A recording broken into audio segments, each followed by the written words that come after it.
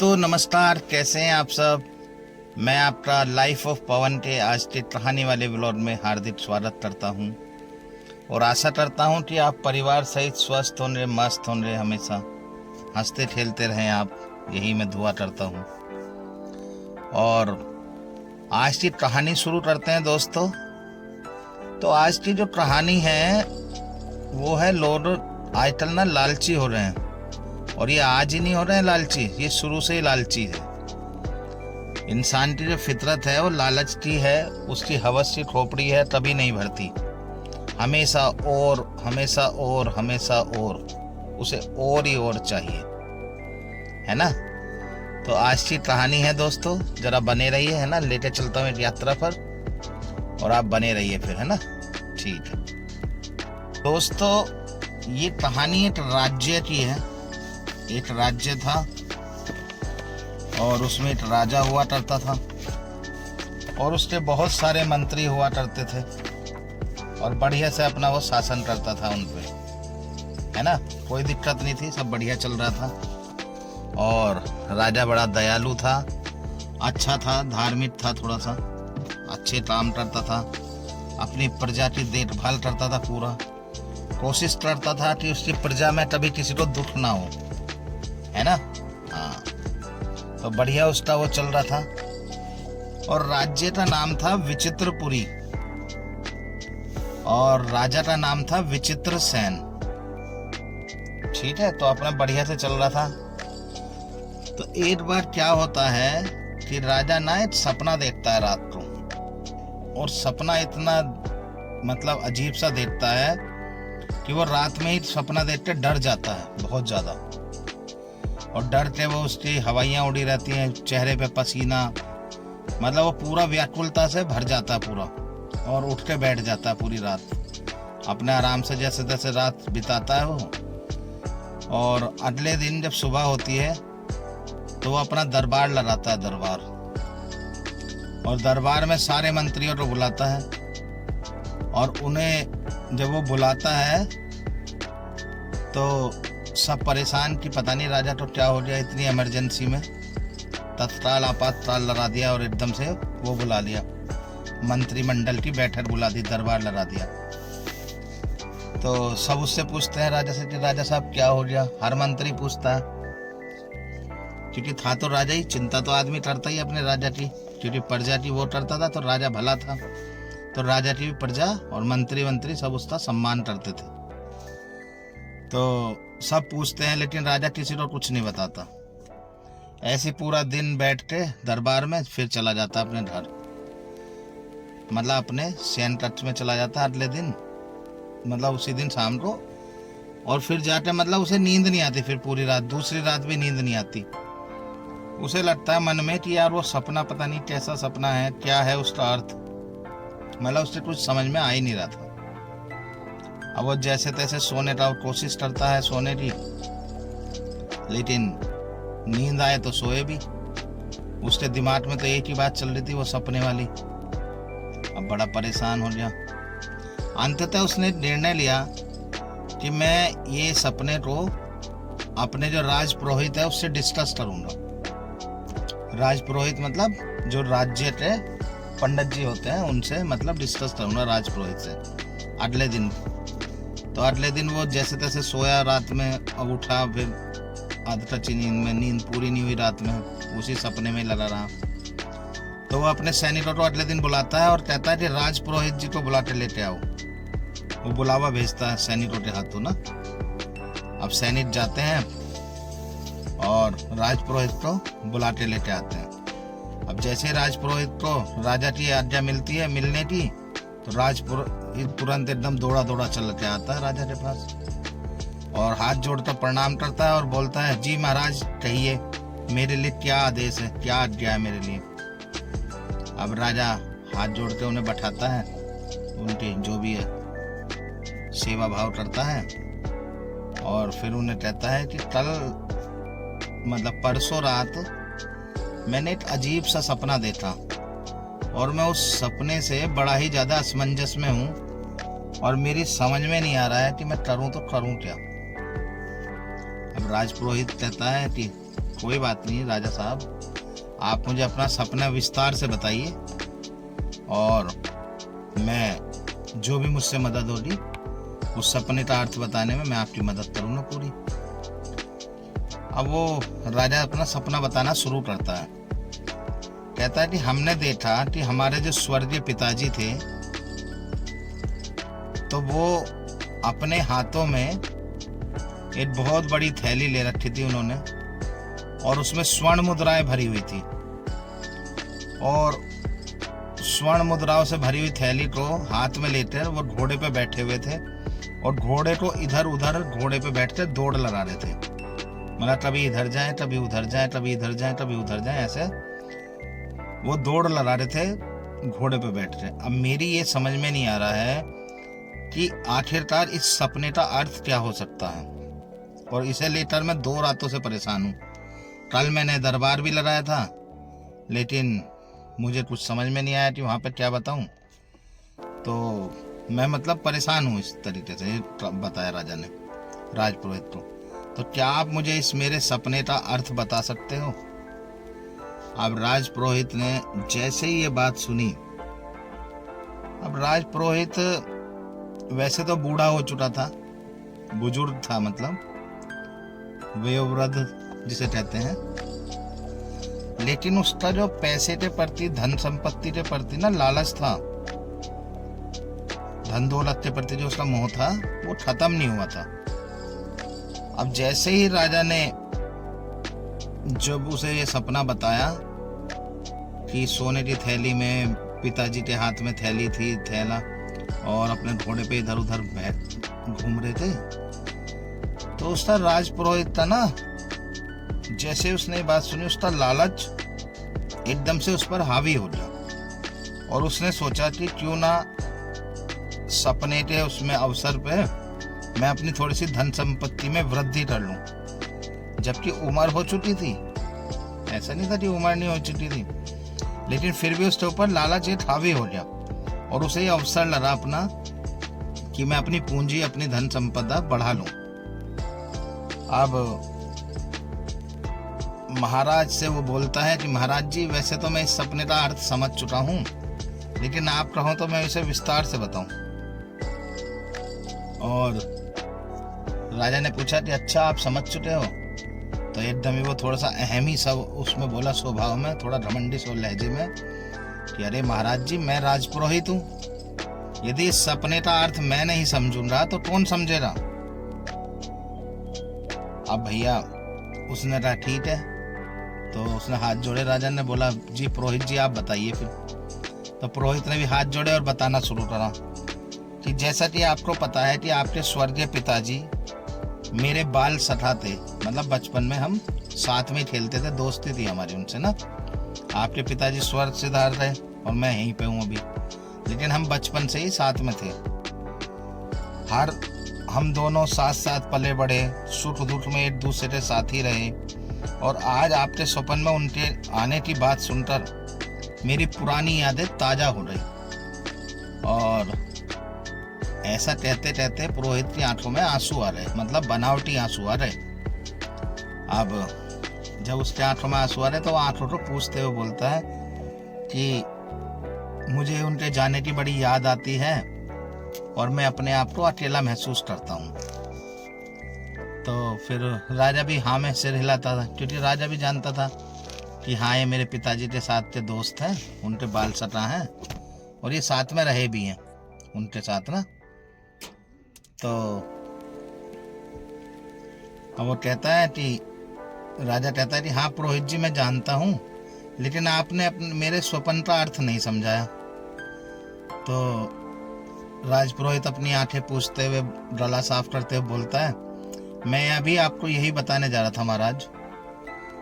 वास्तव में आपके स्वर्गीय पिताजी अर्थात मेरे स्वर्गीय मित्र स्वर्ग में बहुत ही सुखपूर्वक रह रहे हैं, और उनका जितना भी सुख यहाँ पर था, ऐश्वर्य यहाँ पर था, जितनी प्रतिभा, जितना उनकी मतलब ख्याति यहाँ पे थी ना धरती पर, उतनी उनकी स्वर्ग में है।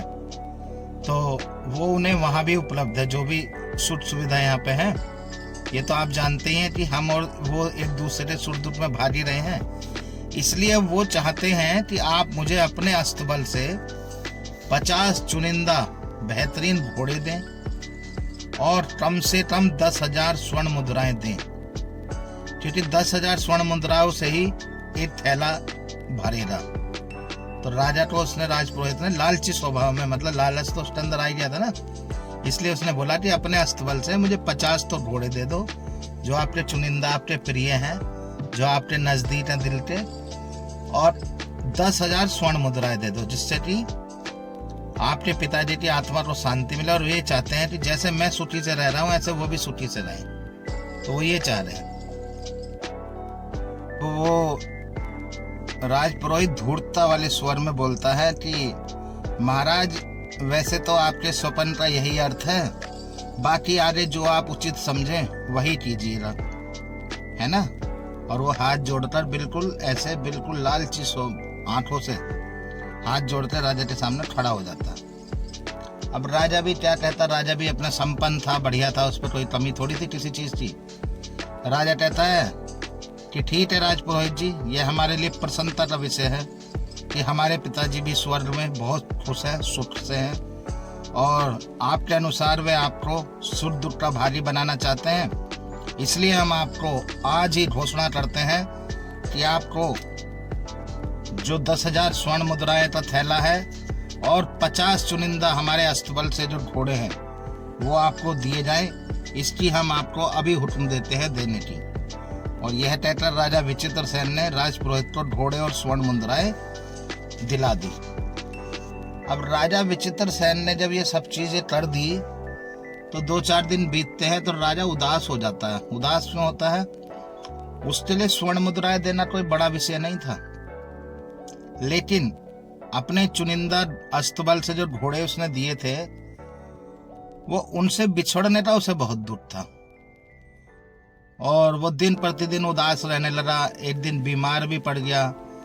अब वो धीरे धीरे बीमारी उसकी बढ़ती जा रही थी, क्योंकि वो अपने घोड़ों के वियोग में बहुत ज्यादा था, है ना, वो उनके बिना नहीं रह सकता था।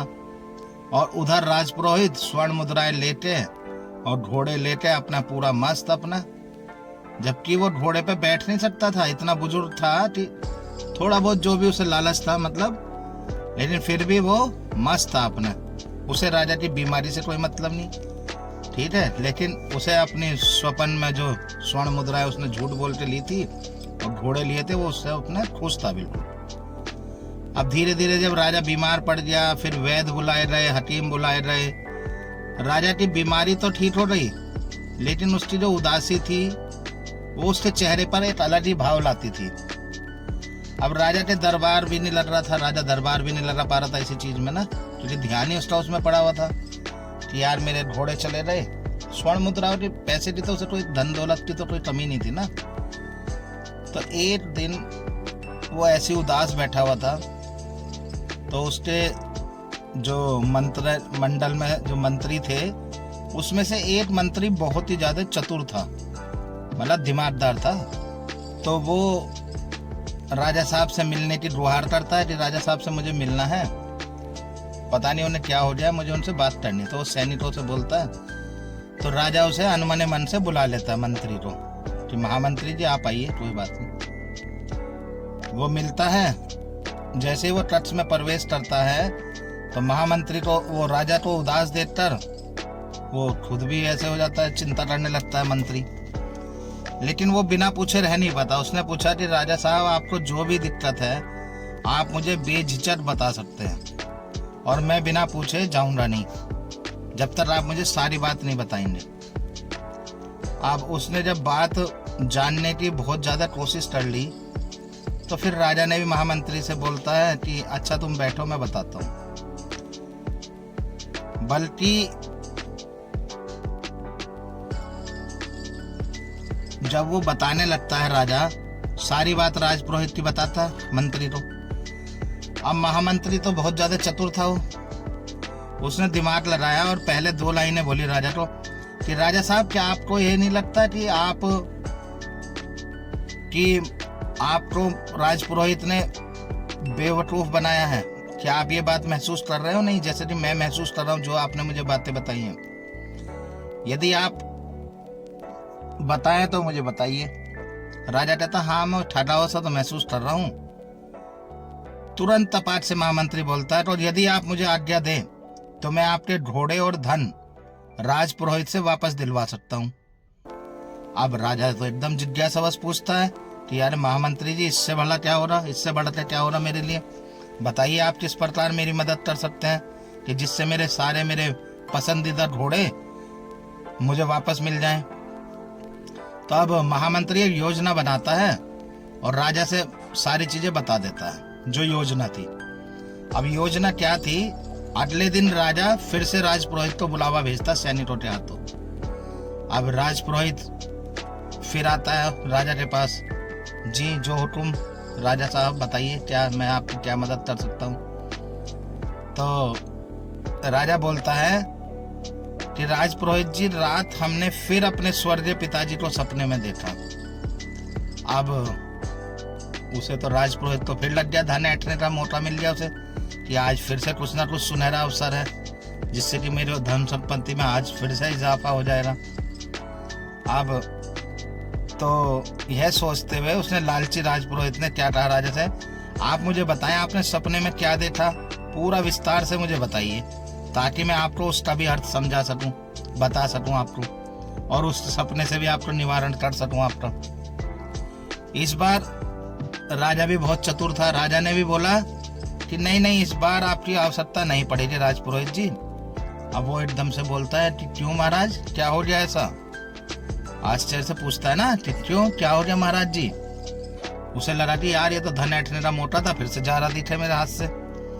राजा फिर बताता है कि आज हमने सपने में देखा कि हमारे स्वर्गीय जो पिताजी थे ना, उनके शरीर पर जगह जगह फोड़े हो रहे हैं, फोड़े मतलब जख्म हो रहे हैं, और उन फोड़ों का इलाज तभी संभव है जब उन फोड़ों को लोहे की गर्म सलाखों से दागा जाए, और जब ही वो ठीक हो सकते हैं।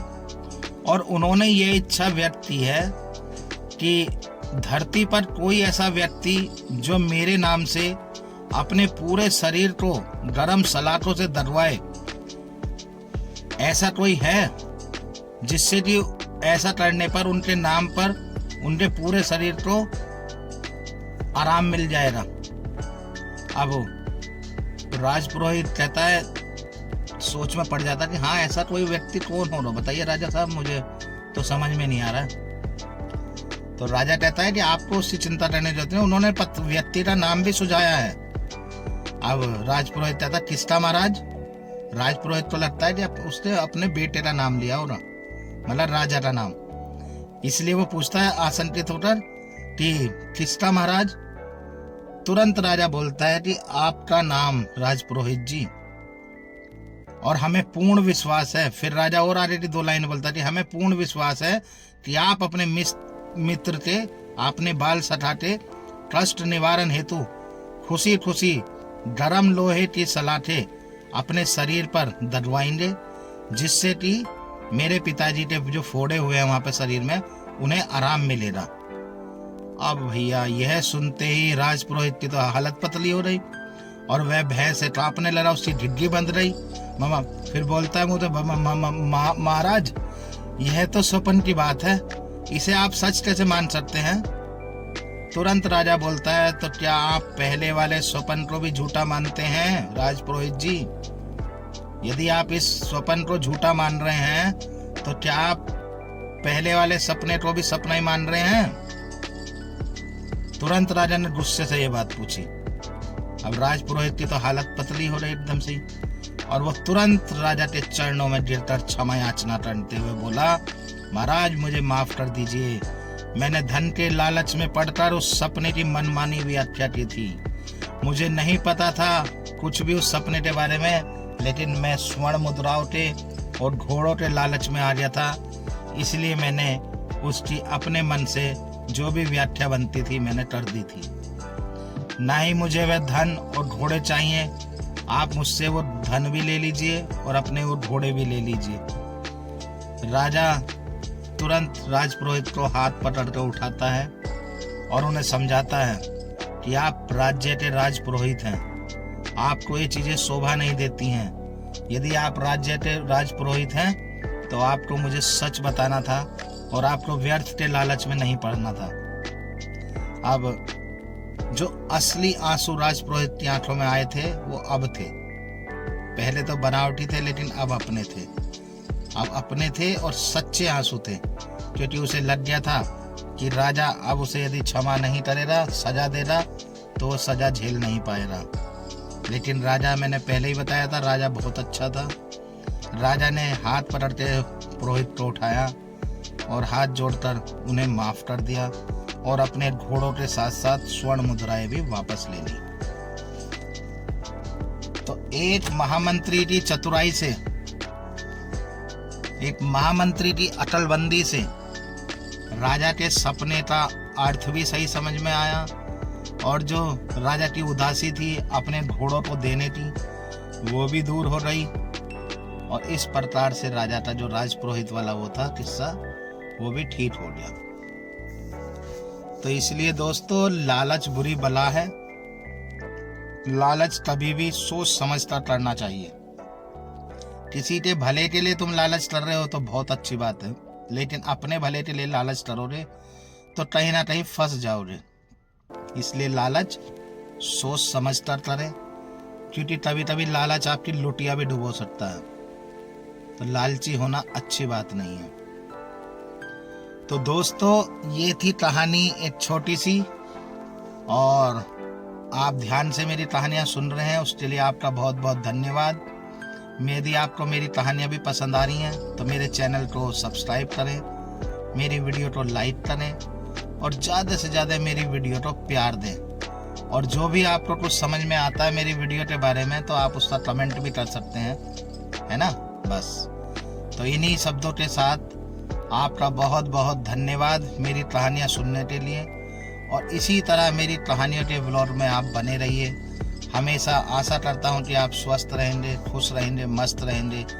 हमेशा अपने आप को गौरवान्वित महसूस करिए, हमेशा अपने आप को ऊर्जावान महसूस करिए, हमेशा अच्छे कर्म करिए, गरीबों की मदद कीजिए, बेजुबान पशु पक्षियों की सहायता कीजिए, उनके भोजन की व्यवस्था कीजिए, उनके पानी की व्यवस्था कीजिए, और अपने जीवन में बहुत ही अच्छे से अपना जीवन यापन कीजिए।